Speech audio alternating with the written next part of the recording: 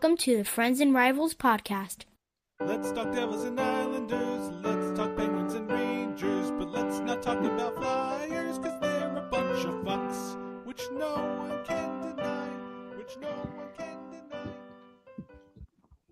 Okay, you're all going to be very annoyed with me this entire episode, this entire 200th episode of the Friends and Rivals podcast. Boys, how we feeling? Amazed that we made it this long and that we have to deal with the wind in the background. Bicentennial, baby. But I'm good for us. The scenery, though, it's amazing. It's a great, yeah. What is that? A snack amazing. shack? Is that a snack shack? It's just a. I don't even know what the fuck it is. It's not even open. But I'm heartbroken that the communication between the sponsors and you three to get you here this week just never panned out. It would have made the 200th episode of the Friends and Rivals podcast just that much better. But one of us had to go to Hawaii, so I guess it had to be. Sorry. I couldn't leave this New Jersey weather. This 100-degree, 8,000% humidity is just it's perfect for me. Like if it snows tomorrow, that would be like the icing on the cake of the weather in New Jersey, probably for the past 1 month. It's a little inconsistent, yes. Wow, terribly inconsistent. It's a little inconsistent. But back to our show. They said we wouldn't get through one episode. They said we wouldn't get through 10 episodes of the Friends of Rivals podcast. Well, I think we were all saying we wouldn't get through 10 of the Friends of Rivals podcast. But listen, then we made it to 100. And we had an amazing guest during the 100th episode. So I can't wait to see what you've got lined up for tonight. We're supposed to be in Hawaii. That was the big thing, and you three are just not. And that's the big thing. But 200th episode of the Friends of Rivals podcast. Are we gonna stop doing this? No, because we have a loyal fan that we have to be here for every single Monday during the hockey season. And you know what? You know what we're not doing? I ain't fucking leaving. We're going for another 100 episodes. Another 100 episodes. And then we're stopping, right? Then we're done. And that's all. Like we can start counting down. We haven't tortured Brian enough. He needs another 100 of these. We have to. All right, Billy, do the math. When will a centennial like on the 100th episode of the Friends of Rivals podcast? When's the next time that ends a season? It's going to be during the 27-28 season. 27-28 season. We will. But it's going to be right around when the Stanley Cup finals start. I don't think you math that right then and there. No, I guess we take do that though. actually. I don't probably going to be right. Actually, it's going to be probably right around when the second round starts because of the time off that we take. Well, you know what? Might be around that time. We'll plan on going 100. Who knows? No, Maybe we'll stop this dribble. But we're never stopping. No. The 200th episode of the Friends and Rivals podcast is here, and we got hockey to talk about. And we are going to start with the Stanley Cup final. It is over, and you guys are a bunch of fucking idiots for picking Edmonton. Bunch of fucking idiots. I had them all year. I knew Florida was going to be tough, but I had them all year. I had to stick with them. I don't know what Steve's excuse was, but I had to stick with them. Reverse psychology. What are you talking about? Reverse psychology? I fucking jinxed them. I jinxed them on purpose. You're welcome, everyone. You're welcome, Florida. Did you bet? I did. Actually, you know how I chose. How I picked Edmonton in this to win. After game one, the odds sank for Florida. I put money on Florida to win the cup. Attaboy. See that? So, all right. So what did you win? But buddy? officially, I was picking Edmonton. What did you win? How much did you Oh win? god, I don't remember, but the odds went to plus 180. So whatever I put on there, I don't put a lot on there. I mean, $20 or whatever at plus 180, whatever that comes out to. And at the beginning of the season, we had quite a difference of opinion or prediction to the way the season did end. And nobody picked Florida to repeat, though, right? Nobody picked Florida to repeat. Or did some? Anybody? I didn't pick a repeat. I know I picked the Rangers. I said Edmonton was going to beat Jersey. Oh, That didn't go well. Thanks a lot. that pal. did not age well. Well, I mean, wait a minute, but I think Tom and Nick picked to win the cup teams that didn't even make the playoffs, if I remember correctly. That's right. The New York Rangers, baby. That's right. That's 100% right. Isles. Who could have thought Terrible. that a team The Devils made the so playoffs. badly? Yeah. So time is now done for the season, and a little off season now begins with the draft coming up next week, and then free agency to follow. But there's already been trades happening throughout the course of the league, and man, could Edmonton really trade Connor McDavid? I mean, I know it's always been in the back of our minds, and we've talked about it since we started this podcast, to get him out of Edmonton and onto at least a team that's close to civilization. They were talking a lot about him going to the Kings or him going to Tampa, but it's still way fucking early for all of that stuff to even be talking about it. How long would a trade like this take to put together? I mean, once Edmonton's has the resolve to trade him, then it can come together. I feel fairly like quickly. Not that long. I mean, they would shop him for sure, but to the teams that he's willing to go to, because everybody would have an offer. If McDavid's if you're on McDavid's list to get traded, you're going to come up with some kind of offer. He has a no. But the thing is, now, right? Oh, I'm sure. Yeah, I would have to. Yeah, he's been around the league. I mean, he's played 10 seasons. but All right. even with that, if they would announce it, they would make a big deal because they would want as much as they could get for him, and there would be multiple teams in the running, so they would definitely slow roll it. There's no way they would just put it through. If they threw it together, they wouldn't get the amount that they could normally get if they had a bidding war. The majority of the time, though, when a player controls his destiny, the team that gives him the no movement clause and ships him off to another team typically doesn't make out very well in the deal. Take, for instance, Brad Marchand going from Boston to Florida for what, a conditional fourth? I mean, what are we doing? That's just Brad Marchand, right? Toward the tail end of his career. This is Connor McDavid going into his prime. And if a player controls his destiny with a no movement clause, doesn't that bring the value of the trade down for that team trading that player? It seems like that's the case, though, because the team that's making the trade doesn't have any wiggle room, doesn't have any negotiating clauses to stand up. Not sure if I said that right, but I hope you got the gist. Tom, A lot of could you wind. please just tell the wind to settle down just for a minute, Just for God's sakes. We're doing a show. Steve, where is the microphone on the MacBook Pro? Somewhere I can't find it. towards the upper corners. That better? Yeah. No, it's windy. You're outside. What are you fucking expecting? Just How's that? Is that better? No, act like you're it's going not. down on your keyboard. Just It's Yeah. not. But you have to talk while you're doing it. Okay. Is that better? That's better. Yeah, it is. Yeah. All right. Then I'll just stay here. Was this where the microphone is? Did I get louder? Yes, you did, and the wind stuff. sounds good. It sounds good. Is it? All right. I'm just gonna stay here the entire time. No, it's gone. It's bad. Hold on. Is No, that better? it's not working again. You may as well lean back again. Not being shitty. Damn it all. Well, this is the problem with But- remote. I don't think when you've got a player like McDavid, I don't think your leverage goes away if you're shopping him. I mean, he doesn't get to choose, because they can keep him. They could hold on to McDavid. That's always an option. So you're not going to let yourself get undercut on his value. I mean, you don't want that circus, but those things tend to resolve themselves. Like, I don't think they're gonna get ripped off. I mean, you're not gonna get McDavid back. Obviously, you're not gonna get that quality back.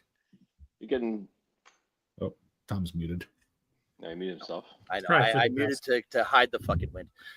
But that value is not going to come back. Like, if you look at the Giroux trade, Giroux wanted to go to a certain location, and the return for Giroux, even though he was a fucking he's still a lot of value going to Florida at that point in time. And it just they never got the value. Philly never got the value back from the player. With McDavid, it's a little different because his contract is not up. He still has another year left on it. But after that year, I mean, you're not trading McDavid at the deadline. So anything you keep for the playoff run that you're currently on for your team, you're gonna lose him for nothing. I mean, this is right now, this summer. This is Edmonton's chance to trade and get a lot of value back for Connor McDavid. If they don't do it, they might miss out on it. Or they re-sign him. Or he re-ups. Not like they're that far. I mean, they've been to the finals 2 years in a row. Maybe McDavid doesn't want to give up on it yet. I mean, I'm not in his head. I don't know. So a lot of people were saying it was Skinner and goaltending, and if they got Swayman at the beginning of the year like they wanted to do, then it would have put Edmonton into another stratosphere. I get that, and I'm with that 100%. But in our text thread, I sent you guys something about Zach Hyman. So Zach Hyman was lost to the Edmonton Oilers in the Western Conference Final, and where's that stat line? I got him. Right. He had 111 hits in 15 playoff games. He had just about 100 in 82 games during the regular season. Not to mention, that's why I got hurt. Yeah, well, exactly right. That's the point. That's exactly where I was going to. But if they didn't lose that guy, I think Hyman was the physical piece that maybe Edmonton needed to potentially, if nothing more, push it to a seventh game. How about that? I don't want to say win the cup, but I'll say at least push it to a seventh game. Well, as soon as that series kind of devolved into like at the end of the more one-sided games, everybody just started getting into fights and stuff. I kind of felt, I felt it slipping away from Edmonton. They weren't going to win that battle. So there might be something to that. Panthers are just ready, man. They were just every game they brought it. I mean, it's from the owner to the fucking guy who puts out the pucks before warm up. All points in between. What an organization! What a team! Obviously, in the NHL, there's no better in the NHL right now. They were saying that they do team dinners. They take everybody. Never had one person miss a team dinner this year. The trainers, incredible. All the coaching staff, the whole team goes together. And that's like that doesn't happen to every team. Obviously, they're very tight. Is the point. But man, if you look at Marchand was just unbelievable in the finals. What do you have, 7 goals? I mean, ridiculous. Unreal. And Sam Bennett was obviously incredible. The goal that Reinhardt had, the first goal of game 6, where he deked the whole, all over the place, was going on his button scoring that first goal. I mean, man, it was just firing all cylinders every step of the way. It wasn't that close in the end. I mean, both wins by Edmonton were overtime wins. That's and it was what 3 blowout games by the wins for the Panthers, aside from the one overtime game win. But that's like the other games are just blowouts.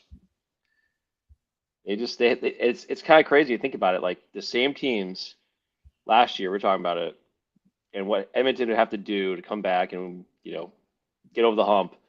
And the Panthers did all the things they needed to maintain. They got Seth Jones, they got Marchand, they kept the core pieces together. They did all the things they needed to do to just continue this stretch of 3 straight Cup finals. And now, they have a chance to continue. Maybe they can do it again. And I mean, you get there a 4th time in a row, and they win a 3rd Cup in a row. They're definitely a dynasty in my opinion. They're right there. You're on mute, you fucker. But this He's is well, I know the wind. I'm not used to it. But this is exactly where I wanted the conversation to go about dynasty, because they were talking about how Florida is now a dynasty. No, they're not. Sorry, they're not. I think the minimum spot for a dynasty is at least 3-6. So win another cup, not go to the finals, win the finals. Yeah. You need 3 and Cup. 6 years. 3 and 6 years in this NHL constitutes a dynasty. Maybe Well not said. in the 80s. Yeah. Maybe not in the 80s, but right now, 100%. Listen, win 3 straight. When was last that happened? I'm pretty sure that's what did Edmonton win Islanders. 3 straight? Oh, That's Islanders. I think Edmonton did it. They won. They did won two. two. Yeah, 2 and 1. Lost 2. Yeah, they didn't win 3 straight, right? Pretty sure it was. No. Just, I could be wrong, but They won that was 2 just- straight, lost 2, on the and Steve been Smith breaking them play, too. won 2 more, and then won another one against Boston in 90. Right. So that Isles the last time they do it. That's oh my God. We're talking 40 years. we're- You know. If This is, Florida does it, not only will they become a dynasty, but they will become one of the top teams in NHL history, or Yeah. one of the top dynasties, if you will, in NHL history. There's only been handfuls of dynasties like this, but boy, they would have a leg up on a lot of those good teams back in the day, in my opinion, obviously. So, Well, it's going to be year 3 or whatever at this point, because they went to the finals the year before too. Everybody gunning for them. Somebody might figure it out. What I gotta hope anyway. well, Ain't gonna be yeah, the Penguins. It's up to the other teams, but no, but I think Edmonton was probably the closest, right? He was they were the closest team, because Carolina is not close. I don't really give a shit what anybody says. Carolina is not close. Tampa probably the closest. Maybe Toronto. Toronto had the best shot at beating Florida this year more than Edmonton, and they didn't do it. I think around the league, that's what I kind of, I wasn't thinking Florida was going to repeat at the start of the year, but there's usually a story of some team stepping up to the next level, and that didn't happen. Like nobody, if anything, a lot of teams regressed. Case in point, the Rangers, but like a lot of teams like regressed a bit. But who really got any better? Like Winnipeg, won the President's Trophy. The Capitals came back and but like there was nobody like raised their game. Nobody who was in the previous set of contenders got X amount better, in my opinion, in this season. You can make the argument maybe for Toronto, but that's stretching it a little bit. Toronto's always this year. They're always a stretch. I know. There's something going on there. Well, and they're going to be a different team next year, that's for sure. Better addition by subtraction, we'll see for sure. But there was nobody really close at least in the East to challenge for. I mean, even if you want to argue Tampa like I did earlier, you can't, because that series is over in 5 games. It wasn't even it really wasn't a series. Florida really imposed their will against Tampa, and they did what they needed to do to win in 5 games. So I don't know. Do other teams in the league bolster up their lineup to compete against Florida, or do they try to create a fast team that can beat Florida? What type of team can beat Florida? Is it a team that throws it right back in their face, or is it a different style of team that can kind of outrun them, outgun them a little bit? And that's what Edmonton was supposed to be. I think the Oilers were supposed to be that running gun team that was supposed to beat them out at hockey and playing the speed game. But it didn't look like it in the series. It depends too on how they start, if they start officiating things differently. If the NHL goes, we don't want to have Florida just, in this style of hockey, just keep winning cups. We're going to have to change how we call things in the playoffs or blah, blah, blah, and that's kind of how the Penguins got their window all those years ago. Things were changing up, kind of in their favor as far as playoffs go.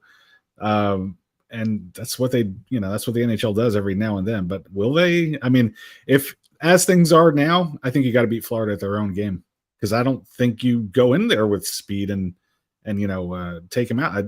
I think they're impervious to that.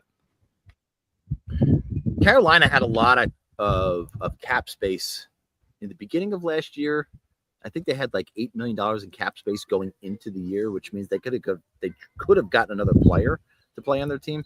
They have an equal amount of cap space this year. They got even more than that this year. I should have looked up Carolina's cap space, but there was a lot of people saying about Marner and maybe even Ehlers going to Carolina. Is that enough to bolster Carolina's lineup, or do they still need more I personally think Carolina needs goaltending more than they need a star player up front, because since Cam Ward, and I don't even think Cam Ward was that great, but he won a cup, so I can't shit on him. I don't know that they've had goaltending that good since Cam Ward. Carolina, just so we're touching base here, $26 million in cap space, and they don't really have anybody that's too desperate to be re-signed. They were hoping it was going to be Rantanen money right there. Yeah. Well, yeah. Aren't we all? But they got that young kid in exchange from Dallas who played very well for them in the playoffs, who is going to cost them peanuts. So that whole ridiculous move that they did during the course of the year. But if they can get those star players to come down and play with them, they might have a stronger hold to get into the playoffs. So they have Aho at 9.75, the real Sebastian Aho, and they don't have anybody in the $8 million price range. But they do have Svechnikov and Jarvis. Svechnikov 7.75, Seth Jarvis 7.420, 7.420. He did that on purpose. 420, y'all. Yeah, they don't have anybody in the $8 million range. So we're not giving Marner 14, right? Marner's not getting 14. Can we say that with a straight face? I mean, not from me, no. 11 and 12 is Marner an 11 and 12 guy? I don't think he's a 14 guy. I think he's 11 and 12 guy. But he's a free agent, and he's the most valuable free agent in the market, so he might get 14. You said 14 last week. I know, but every time I think about it, I don't see Marner as a $14 million player. 10 to 12. Right? Yeah. 10 to 12. All right, close so to 12. You're gonna pay Marner and Ehlers. They're gonna do one. They're not. No, you one or not. I don't think Marner's the kind of guy that fits in their system. So I wouldn't even see them going after Marner. You're right. I think Ehlers does fit into their system, though. Yeah. So Ehlers, a goaltender, and a defenseman, we think is what Carolina would need to add to this team intact right now in order to compete with Florida. Because the team they put out this year did not, and they might lose some defensemen off of there too. Is Provorov? Which was the Ov guy that went to Carolina? Orlov. Orlov was the Ov. Yeah. Orlov was the Ov. I mean, he's really their most pressing need, and he's an unrestricted free agent. I'm sure you could replace him with a minute eater, and you would be just fine. Yeah, maybe. Yeah, but again, it's going to be very interesting to see what NHL team comes up and competes with the Florida Panthers. I think that's what every GM is trying to do this summer. The only thing that's going to beat the Florida Panthers, I think, is the Florida Panthers is people coming in and taking players off of their roster. And 100%. If you look at that roster right now, you have Ekblad coming off, which is a really hefty salary coming off of your books. Are you going to re-sign him, or are you letting him walk?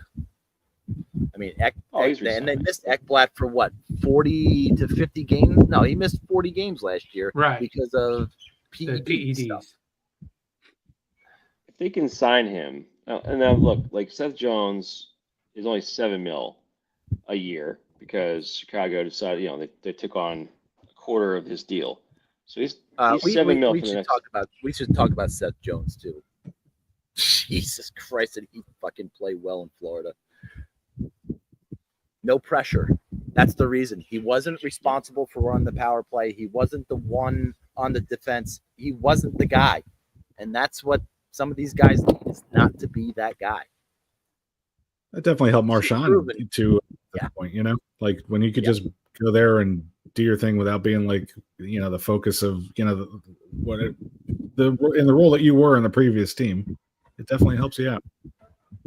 Right. Because Marchand wasn't even the asshole. On that team. $19 million in cap. Only 19. Sorry. $19 in cap space in Florida. 19? Who Need they a gonna backup goalie. resign? Ekblad? Bennett? Who else? Marchand. Is that it? Marchand. Okay. Would be, I mean, he probably after that run, hard to say that these guys won't come back. And Ekblad's been his whole career. It's unlikely he'd go anywhere else. They're gonna have to do hometown Schmidt discounts though. They're gonna have to give hometown discounts. 100%. Now Bennett, the only especially. Marchand's 37. He can do whatever he wants. He'll sign for, a couple mil. Right. But now that they have one more year. This is the last year of Bobrovsky's $10 million deal. So next year they get a lot of money back. They get a lot of money back, but they need him. Yeah. Yeah, but he's they 36. do, but he's not going to get $10 million on his next contract. That's for damn sure. Yeah. True, and but who knows? He's going to play at that he'll level. Probably get 6 or 7 either. though. He could get 6 or 7. Bob's great, man. I don't think that's a problem. He's playing fine. Goalies sometimes just fall off, but who knows? I mean, this team is just the crazy part to me is looking at their ages. The top 4 guys of Barkov, Tkachuk, Reinhart, Verhaeghe, they're all making the big bucks on the front end. None of them are 30. Not one of them. They're all 29, 27, 29, 29. Lindell is signed to those long deals. Yeah, they're all long deals. They're the into 2030s. Those guys, this is the core, and they have 5 years of this core. So, and then that's with Jones and Forsling. Yeah. That's all of them. All of them are 5 years. They're all locked up. I mean, they can just pull people in. Not to say everybody else is replaceable, but everybody else is interchangeable at that point where you could just. Yeah, and one of the really important things. So, Tom, is there income tax in Florida? I'm sorry, you broke up considerably. I'm sorry. Income tax. Is there an income tax in Florida? In Florida? No. My back. Well, state tax. Yeah, there is no state income tax in Florida. Yeah, which is a big deal. And that helps these guys because they could sign for effectively less money, but make the same money as going to New York or Toronto or California, all those places, right? That's what Dallas gets, that big discount because players can play there for getting more money out of their deal, and Florida is no different. And that might have a big impact on guys who are signing for what everyone looks at as discounts, hometown discounts, but it might be like they're making almost the same money somewhere else. That could be a really interesting thing to look at. We've talked because it's come up a number of times, but it's never really been in a situation where maybe Lightning was actually maybe a good example of that because they had that run and they kept playing with the cap, but that was more of them making crazy cap moves when someone go down for Kucherov half always the out season. until the Kucherov last day of the come right season. back to the playoffs. All that money they get back. But this is different. These guys are healthy, obviously. But I mean, if they can make the cap come down, they get more to play with effectively. I think that's really going to be interesting to watch with their core. Just that's going to be there for the next 5 years. So that's going to be an interesting thing to watch. The way these teams maneuver this offseason is going to be fascinating. We have one team that we follow on here, and the Rangers is going to be really interesting. The Penguins, it's going to be interesting to see if they start trading players to free up some cap space and not really care about their legacy, because is that the point where they're at in Pittsburgh, or but with even with Malkin, they even came out and there was one article that they said they're not even going to re-sign Malkin after this year. You trade him, you get value for him. Is he a deadline? I think what they said is they're not going to renew the contract, so he wouldn't be making the same money. That's so stupid. But of course he's not. He's fucking older.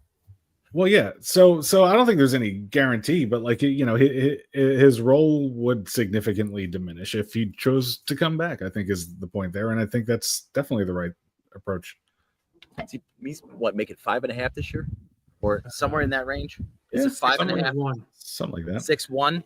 But even still, even if Pittsburgh held 25% of that and then traded him to a team like Tampa, him playing with Kucherov, I think, puts him on another level, at least for this next year.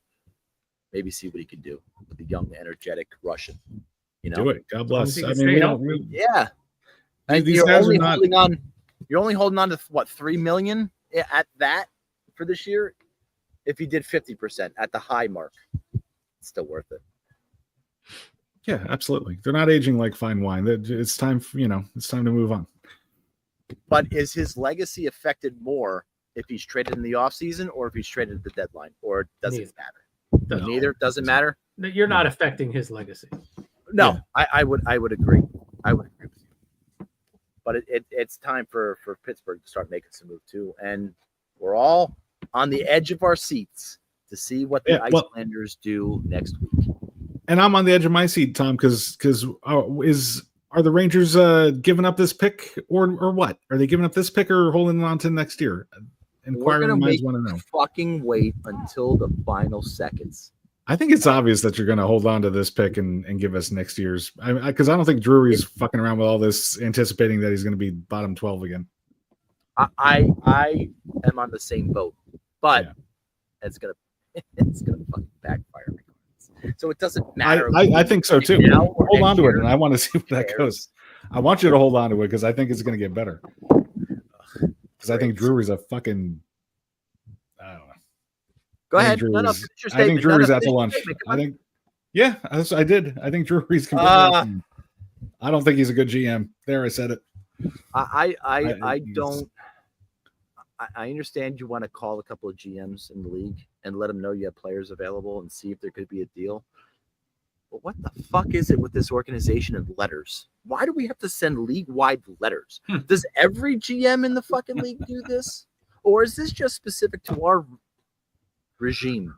I think that's I think they felt it worked so well last time. Right. What Go back to that again. You should write a letter, Drury. That'll solve everything for everybody. Yeah.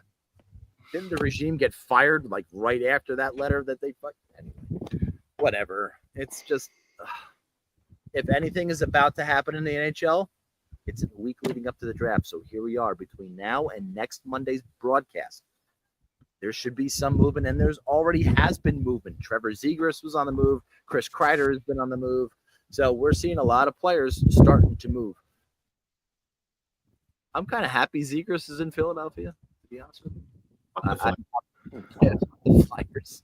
Look, Zegras is a great player. I love his skill set. He just does not have the body type for the NHL. I don't think. It will be interesting at least to get to see him play more often.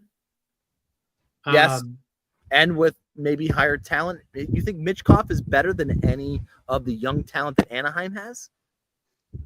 I don't know. Maybe he's more of the sniper type, and Zegras will just feed him. Who knows? Yeah. Well, that's what they're hoping, right? But sure. I mean, 6 foot 185. He probably does need about 10 more pounds. He plays a light game, though. That scares me. When you're playing up against a Florida Panther team in the playoffs, you don't want Zegras. I mean, night in and night out to play Eastern Conference teams is going to be. It's going to wear on him for sure. Yeah, no doubt about it. We'll get into the whole regular season play versus playoff play. Maybe the beginning of our next season on the Friends of Rivals podcast. But you've heard us bitch and moan about that enough. about the differences between regular season play and playoff hockey. So I found this fucking hilarious. This was after I sent the agenda.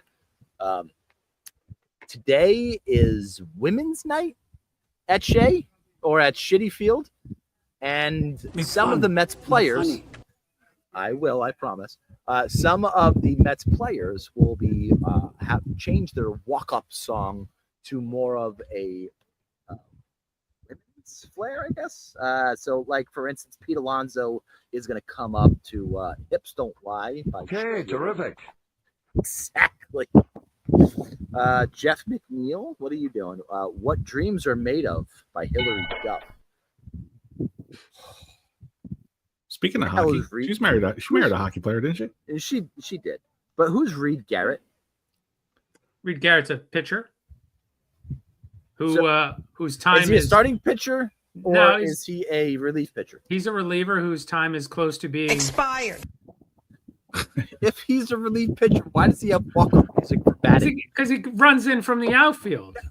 But that's entrance music to come into the game from the bullpen. This is usually what he hears, though. Wait, songs. This is usually what he hears.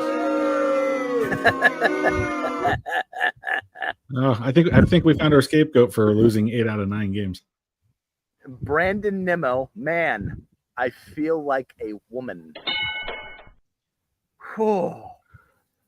Tyrone, half of these, I don't even know half of these guys. Tyrone Taylor, "Ready or Not" by the Fugees. And Jared Young, "Call Me, Beep Me." Is that a song? Beep Me? What's this, 1995? Holy crap, Beep Me. Shut up! I just wanted to make fun of the Mets. That was hilarious. Frustrating.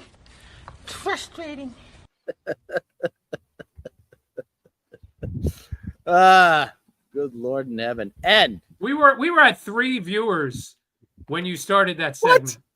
What? We were up to 3. And now we're down to 1? Yeah. Back down Oh man. You saw us and saw you monologue and you're like, eh. Eat a cock, Linda. Exactly. Listen, Hockey Hall of Fame. The induction thing is set for tomorrow, right? Tomorrow at 3 p.m. Tomorrow at 3 p.m. So we alluded to, we started with this very early on in the beginning of the season, or even last season. I remember talking about Zdeno Chara. I think it was the end of last season where we had this discussion. But Chara, Getzlaff, Duncan Keith, Carey Price, Tuukka Rask, Jason Spezza, Joe Thornton, Rod Brindamore, Vincent Damphus, Theo Fleury, Hepsi, Sergei Gonchar, Curtis Joseph, name? Patrick Marleau, Ryan Miller. You've mispronounced his name again. Oh, really? It says hepatitis C. It's Patrick Elias. Is it A? Is it A? He was on the A line. Yeah, I'm sure. Patrick Marleau, Ryan Miller, Alexander. If Ryan Miller gets into the Hockey Hall of Fame, no, there's a problem. But these, Alexander McGinley, Bernie Nichols, Pekka Rinne, Keith Tkachuk, Justin Williams, Henrik Zetterberg, these are fucking solid NHL players. But not everybody's going to make the Hall of Fame. Do they have a cutoff in the NHL like the MLB does about how many years you can be on the ballot before you have to get kicked off? I think it's a percentage of votes. I don't think... Oh, they do it by that? It's not just a duration. It's a percentage by votes? Okay. Yeah. I'll go with that. And how many people are they allowed to pick every year? Great question. I don't know if football has a limit. I don't know if hockey does. 4 male, 2 female, 2 builder, 1 referee or line. So 4 male? 4 male? 4 male. 4 male players, 2 female players. Well, I think Chara's getting in. Yeah, 100%. Female players. There's only 2 on this list. They're going to get it. Megan Duncan and Jennifer Botterill. But the obvious guys in Zdeno Chara, Duncan Keith, Carey Price, Joe Thornton seem like probably the most likely 4. in my view. Who did you say? I said I Chara. was reading their bio. Yeah. Yeah, Chara, Keith, Price, Thornton. I think of the next four. Carey Price? What the fuck did he win? Nothing, but MVP? he's The all-time he won the Hart. wins leader for the Montreal Canadiens. Yeah, and Ooh. that's the I mean, thing. he's got more wins That's than the the Montreal Canadiens goalie Can ever. do. Whoopee can do. Yeah. What do you do? What has he ever done in the playoffs? Nothing. Do you know who his Hall of Fame comparable is? Henrik Lundqvist. That's hilarious. I don't think Carey Price is getting in. I have Chara, Getzlaf, Keith, and Getzlaf. And Thornton. No.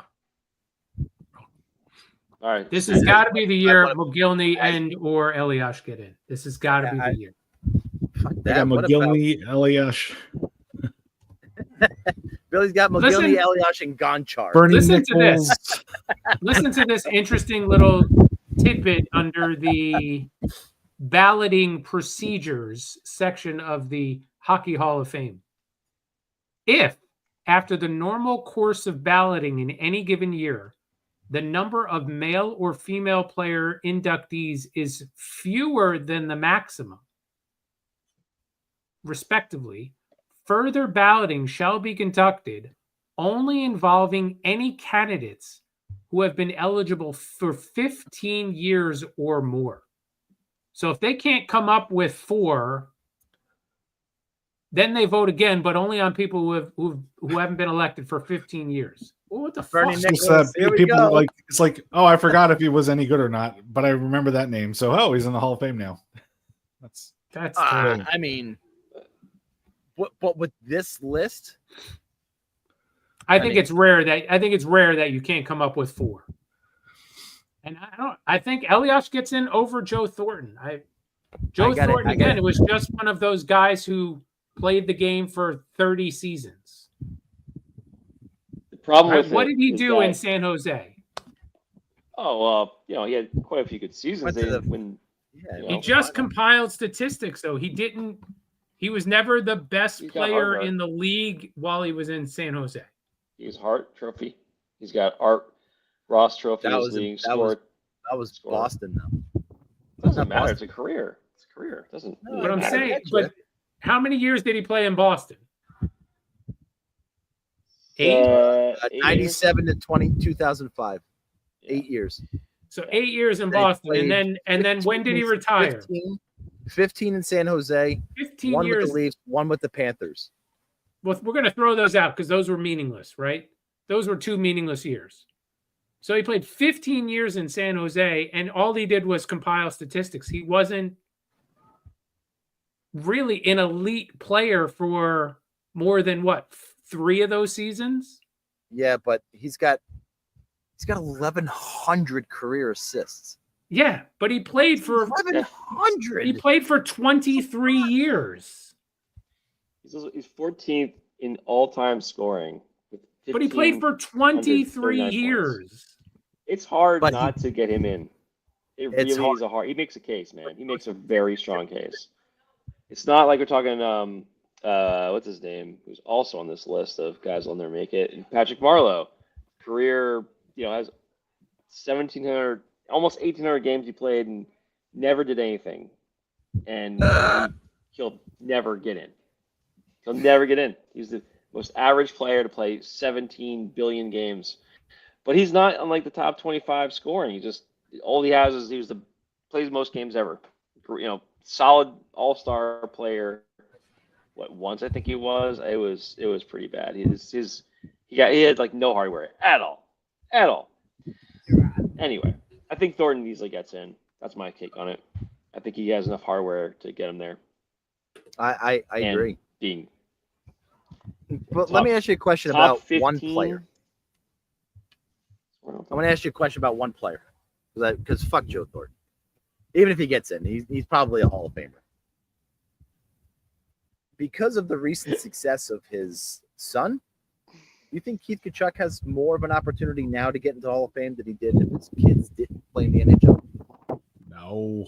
If he buys a ticket when one of his kids gets elected, probably, yeah. Yeah. Yeah, I don't know. I was just kind of thinking about that a little bit about Keith Kachuk making it to the Hall of Fame. Unless they have like a wing for sperm samples. Yeah. Or how to destroy a locker room in your home country. I think Kachuk is a shoo-in. So they have the players category and they have the builders category. Maybe they do open up a sperm donors wing, and he could be like one of the first people. There you go. You get Jack Hughes' parents inducted in there, right? 3 NHLers. There you go. Kachuk's. Posthumously, you get the Suter family there. Do you think there's any like an old bedspread or something we can grab some of Wayne Gretzky's dad's? Why? Because Brett was an NHL legend. Oh, Wayne was good. I mean, go the House. Then you can go with the House if that was the case. For as much as we joke and make fun of you, Steve, about Elias, when you look at him and their bullet points versus anybody else, even Theo Fleury, it's Fleury's got him beat. Fuck, Marlowe's got him beat. Thornton's got him beat because they have hardware. Elias, no hardware except for a cup. That's it. He was on a cup-winning team with other players. Two cup-winning. Sorry, you are correct. Two. Teams. He is one of the only 2 times on the list. And he's got NHL, not all-star appearances, but like first-team all-stars. But they're not even putting that as a tick for. He's just a forward that played his entire NHL career with the Devils. He holds numerous Devils all-time records. He's a 2-time Stanley Cup champion. That's it. That's so you don't points for Patrick So you don't factor the team he played on into it. This has nothing to do with me. I'm just telling you. If somebody is putting an article out and putting bullet points as for this player, he doesn't have enough bullet points in this article, is my point that I'm trying to make out. Has nothing to do with my opinion about the player or how he played in the NHL. Bullet points. But as a player, as a voter, do you not take into consideration the team he played on? There's 4 players on this list that deserve to be in the Hall of Fame before Elias. I disagree on Thornton. And it sucks. I don't think that he should get in before Patrick Elias.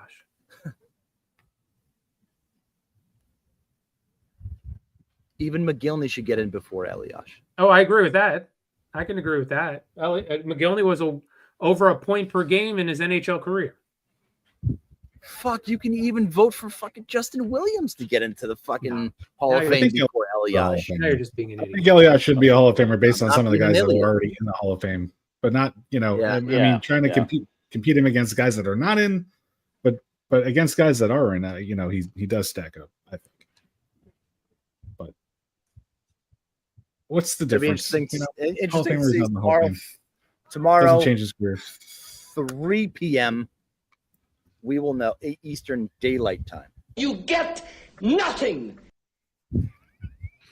I wanted to know what his count was after we're done completely of how many that he checked out, Brian. But yes, I am well aware.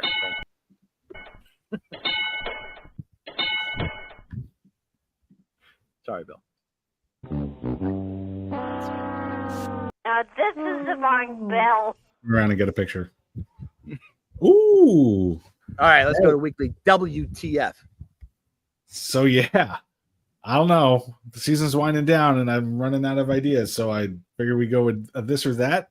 Maybe do a little progressive rock. Maybe go one band against. Wait. This is Billy. This is our 200th episode. What? And you went for progressive rock.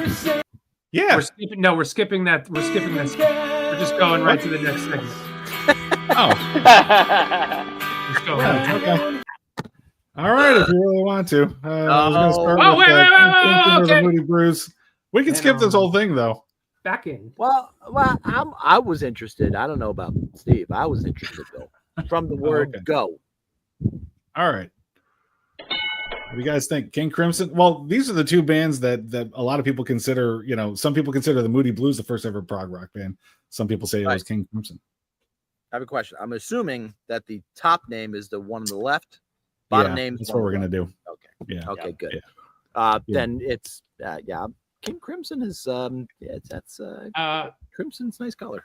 I have PTSD when it comes to the Moody Blues, so I will go King Crimson as well. All right. Clean sweep. King Crimson. All right, King Crimson. Awesome. I love. Now I we love got telling Dream jokes. Theater I love telling jokes only Billy gets. or King's X. Some more contemporary. I'm gonna go against Billy's best wishes here and go King's X. Could live with that. Can they switch bottoms for me once? I need to see the other bottoms on the other one. Yeah. I'll go Dream Theater just so that Tom can have a deciding vote on this. Oh, all right. By the way, if you're listening to this, you should just go to the YouTube, I would say. Or else you're not really going to. Anyhow, go ahead, Tom. What's your vote? I think his favorite song of Dream Theater right now. I was trying to think which one.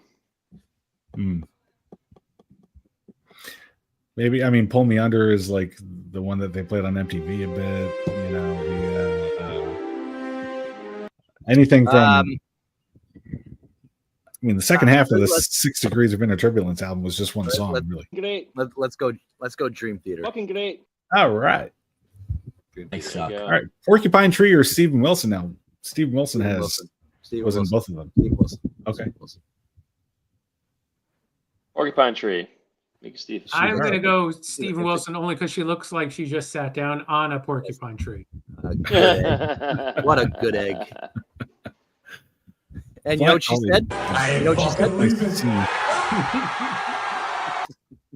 Flying Colors or Transatlantic? Two Mike Portnoy projects. Transatlantic. All right. Yeah, Transatlantic. It's a sweep. All right. Genesis or Yes? Yes. Genesis. Yes. Some classics. Yeah. All right. Yes. We got a Genesis and we got a couple of yeses. All right. We're getting there. Gentle Giant or Pink Floyd? Pink Floyd. Pink Floyd. Yeah. Pink Floyd all day. All right. Gentle Giant looks very familiar for some reason. I don't know where I know her from, Bill. I don't know. She's done quite a few movies. I have listened to Dark Side of the Moon with the Wizard of Oz, and that's good. So I'll go Pink Floyd. All right, excellent. I love that we're getting this musical education here too. Emerson, Lake and Palmer versus Rush.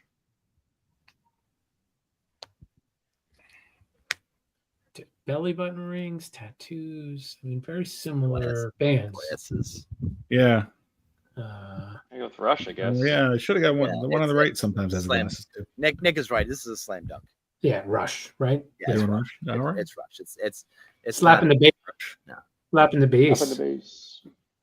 All right. Big Train or Spock's Beard. Spock's Beard. Can't go wrong. Spock's Beard. Yeah, we make fun of them all the time, but it's the sprockets for me. Yeah. The carpet matching drapes. What carpet? What? Yeah. Yeah. Attaboy. Yeah. Then All Spock's right. Beard.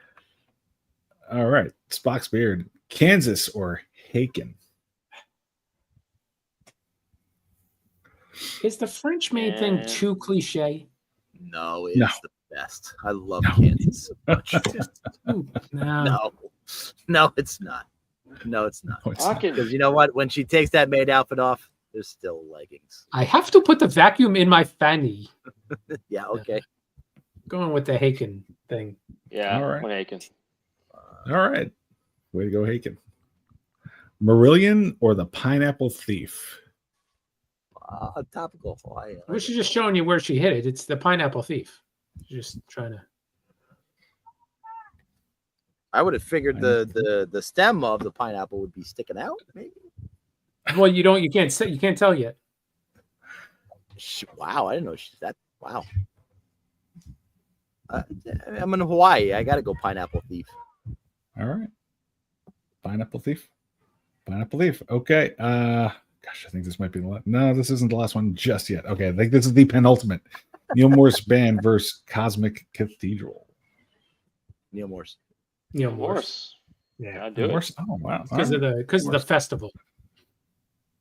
Morse Fest. Yeah, I've been to a few of those. Dry Ice Ballet or Megatron Sock. I actually just started making up names at this point. I don't think there's any more bands that I. I was going to say a while back. She's a DJ. She's a DJ. She likes to scratch records. Wiki. Yeah, that's what she's doing. Yeah. Wiki. Yeah, I'm gonna go with the Dry Ice Ballet. All right.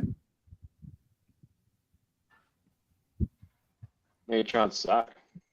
Yeah, Megatron Sock. All right. Yes, I was leading. All right. I think that is going to be the name of my band at some point. I think I'm going to hold on. Megatron Sock. Yeah. Megatron Stiff Sock. Megatron's Krusty Sock. All right, that was the last of our bands. Very nice job, everyone. Glad you guys are so familiar with all these bands now. Yeah, no, we love progressive rock. Yeah, good. Because initially, I really didn't think it seemed like it. No, well, we didn't want to show you up. We didn't want to brag about our musical knowledge. That's why it's your thing. Your vagina be too wet, 100%. And here's how. I'm scratching at it. Oh, that feels better. All right, there has been a modification to the Inside Steve stomach, and we are now going to go to the year of our Lord 2012. Please go to Rocktober. Seems very fitting after Billy's segment. To Rocktober 10th, 2012. Rocktober 12th. 10th was a Wednesday. 10th, yes. Breakfast was a breakfast bar and water. Did we not have blueberry Belvitas yet? So it's never blueberry. Lunch. Not a Coke Zero Sugar. It was out of Coke Zero Sugar that day. Not yet. No, the Coke Zero Sugar wasn't a thing yet. Lunch. Get in the game. Was Burger King with Tom and Billy. Burger King? I'm guessing Burger King. This might have been during your time at how did we go to see Burger King together? I don't know. Chicken parm, French fries, and a regular Coke. Dinner was Scorantino's with Tom and Lauren, where we enjoyed wings, pizza, and Coca-Cola. That was, of course, after I did 20 minutes on the elliptical. Tom, why did you pick Wednesday, October 10th in the year 2012? What the fuck was I doing? This is a Wednesday? This was a Wednesday. What am I doing with you for lunch and dinner? I don't know. Burger King on a Wednesday? Does have a point. We would have, but you and I, Tom, both were working at Somfy at that time. That is a good right? So we maybe somewhere to meet working. 2012. I would have been at Phillips, but I don't know. No? Are you sure? I might have been in between careers at this point. Maybe. Maybe. Anyway, so October 10th, 2012, another couple arrested for public sex on the Big Island for the third time in as many months. An arrest has been made on the Big Island for having sex in public. That was the case on Sunday from the Hawaiian Tribune Herald. The Kona police caught a couple in the act in front of a homeless shelter on Payway Place. The 36-year-old Jason Kaholui Bento, a 35-year-old Janet Trumper were arrested and charged with open lewdness. Back in August, 35-year-old Dylan Task Weldon was arrested twice, along with 2 different women. For you, guy, for having the relations in the public. You want to see them? You want to see them? So Please. when I saw, share screen. Was it one of my bands? No, sadly not. It was that guy and that guy. Ooh. The one on the right is the female, apparently. No. And the one, yes. Well, obviously, the one on the left can't be female. Doctor has its on hormones. What? Didn't have them put shirts on for the mugshot even? I mean... Nah, I mean, the way they just picked them up was just it. That was it. Oh. How do we get back here? I didn't put that up. Billy wanted. I needed to clean my eyes. I couldn't. Yeah, that sounded better. And Jason did come, Brian. So we're good. He did come. Well, yeah, you knew the question was coming eventually. I mean, 200 episodes. Something will be coming eventually. What do I look like by now? Money. 200 episodes in the books. Why are we still doing this? Well, yeah, we got the draft and some free agency. We should have a lot of rumors by then, and a bunch of trades could have happened already. Especially since the draft is shit. When's the draft? Thursday? Friday. Or is it Friday, Saturday? Friday. Saturday. Friday, Saturday draft. Tune in. Icelanders, #1 pick. Find out who they're gonna fuck up. Can't wait. Can't wait to find out who they fuck up. So we recap the draft and the rumors. There's a hottie. We recap the draft and rumors next Monday. The Monday after that's our free agent episode, and then we're done. Back, by the way, she waved back. She waved first. What did you take? She waved first for sure. Waved first? I thought. She waved first. And she waved a second time. Yeah, no, she wants. Just looking at you, going, look at that hottie in New Jersey. She wants me. It is rather hot here. Yeah. I was talking about Bill. Oh no! Come on. All right, I have more drinking to do. Okay, terrific. Here. Yeah, do that. I'm gonna go do that, and do that. And we'll see y'all next week. Well, what? Sadly, I'll be back in New Jersey. But why are you in New Jersey? Next Monday for our podcast. Be back in Jersey. I'll be back in Jersey next Sunday afternoon. Or Florida. This guy doesn't even know where he's coming back. He doesn't know where you live. Listen, you're such a guy. You come back on vacation and going on the road again. We questioned you. Yeah, and you confirmed it. You can't do that. I don't even know what day it is. You're lucky I remember that we're doing the podcast tonight. All right. Yeah. I have never it's been a while. I've never been kind of like this relaxed in a long time. I've just been really like kind of chill, and it has been a fucking long time since I've been able to feel this way. So we will see you next Monday night. Friends of Rivals podcast. We'll have a lot more hockey shit to talk about and a lot of non-hockey shit to talk about. Hopefully there's more non-hockey. All right. 200 episodes in the book. Billy, say something.